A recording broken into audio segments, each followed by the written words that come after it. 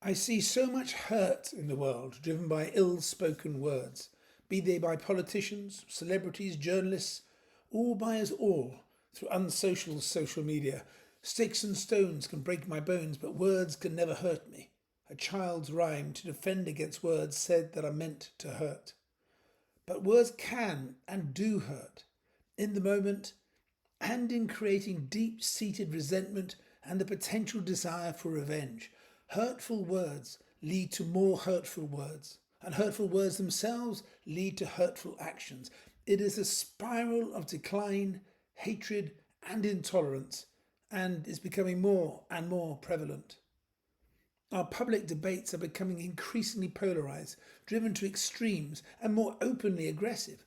Consider the dialogue on Brexit in the UK and Europe, where to hold a different opinion from another has led to hurtful, emotionally driven tirades of abuse. The widening gap in the geopolitical relationships of the world, even amongst historical allies, is symptomatic of an accelerating political drift at a Pangean scale. There is a growing intolerance of difference, with vocal minorities overwhelming silent majorities. And I believe much of this polarization has been driven through some platforms on social media or anti social media. So let me explain a solution, a way forward. If I bump into you in the street, we would both apologize, smile, and carry on our way. Oh, sorry, my fault. This seems to be the way no matter who might have been at fault. But if I cut you up whilst driving my car, the likelihood is that either one of us might just mouth an expletive reinforced with some internationally recognized hand signals indicating an annoyance or a frustration. We would not do that without consequence in the street. But we do when we are isolated and detached, safe behind our steel and glass in our cars. And so it is with remote social media. The personal contact has gone. We hide behind technology. We are not likely to meet to continue the debate. So, like a coward, hiding behind an impenetrable shield, I vent my frustration, feeling safe that I will not be held to account. But if we add up remote, detached, unaccountable, and frustrated, we get intolerance and hurt.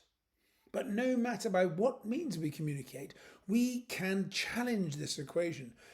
There is a beautifully simple yet effective filter for our words that I recently discovered in some ancient Buddhist teachings, and it's called 3 gates. Before you speak, let your words pass through 3 gates. Is it true? Is it necessary? And is it kind? Is it true? A great first filter that will cut out most of the noise. Is it based on truth, or is it opinion, conjecture, prejudice, or an exaggeration led by a subconscious confirmation bias? So much current public debate is based on untruths. But there is no absolute truth, as we know, so this cannot be the only gate for our words. The second gate, is it necessary? Do you need to say it, or is it just emotionally driven? Will it help the other person to grow, to understand, or change? Will it add value to their life or yours? Will it help positively change the world? For whose benefit are you saying these words? And what is the intent, positive or negative? Is it necessary? And the final gate, is it kind? And what do we mean by kind? To me, kind incorporates both intent and style, the motivation behind the words and the style of delivery. Kind does not necessarily mean soft, it may be harsh. Kind is compassionate, understanding with positive action. Would it hurt the other or cause offence? In which case, it is not kind.